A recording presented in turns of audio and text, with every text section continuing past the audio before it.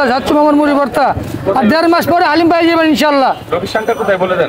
22 নম্বর গ্রামে 7 নম্বর 8 নম্বর গেটের সামনে, স্টেডিয়ামের 4 নম্বর গেটের সামনে হালিম পাই যাবেন ইনশাল্লাহ। হালিম আই বলবো আর 2-4 মাস পরে মুড়ি ভর্তা বন্ধ হয়ে যাবো আর 1.5 মাস পরে।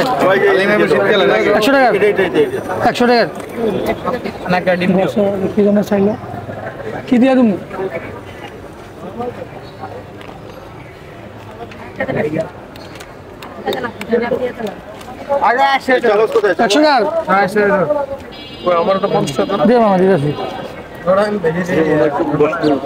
বসেন ভিতরে যান গে 100 টাকা তো